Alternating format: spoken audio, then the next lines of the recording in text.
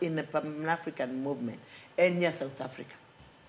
Mentor Mara Makenyaka and none else than Mama Ida Odinga.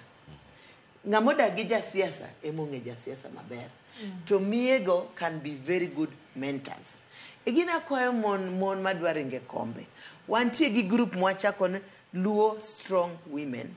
Ma patron mar group no en Mama Ida. Wabedie tiend miyo no mondo puonjua kaka wanyalo timo siasa. Yen such moko kicking party. Don't look at the party.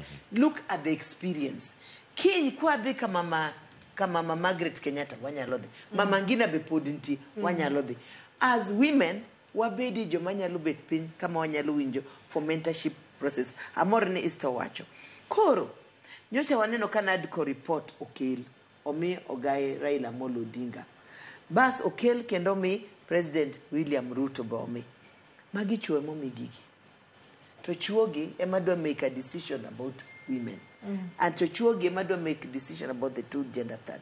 Akwayo, nikisama gigi itimo kama. Okikwae Mama Ida Odinga obedie kanyo. Mama Rachel Ruto obedie kanyo. Mama ngina kaka en chi ogaye mokongo mar Kenyaka obedie kanyo. Mama Margaret Kenyatta obedie kanyo because they have leadership. Mama Phoebe Asio Matinde nti America akwayo jo Kenya mondo walemne mama kwinji maber ahinya en oko walemne. Wakwaye jo mose bete siasa mondo wabed gi ng'at manyalo mentor wa. Nikech leadership ka e be nyaka bed gi ng'at manyalo mentor. Ka wacho ni adier gini owachi ni gini botimo 2027. Apenjo Ruto, nisa miti me 2027 ni modwa loko jatelo mare jalupne mare obed dhako. Gashago bobet kan. So this thing will be pushed on. Egini arudie kenda wacho kama. Mon wariure to push our agenda. Amor gimanya minwani owacho. No, our numbers in parliament. But kikobed only numbers, informed numbers. Ma women manyalo chung mawuo.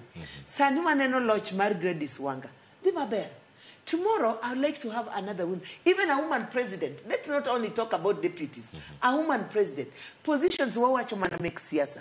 There are other public servants, civil servants. Yeah. How many women are in leadership? You are here in media.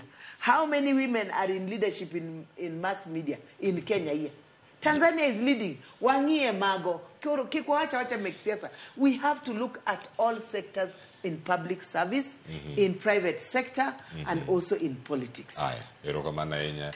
Jai lieta, iwinjo kanyo, mine ma otelo ute fuambo bende, gi rom nade, maga achiel kuom gigo mantie kanyo, kata kamano iwacho ni mine nyalo, kendo kama untie kanyo, wamiyo upuoch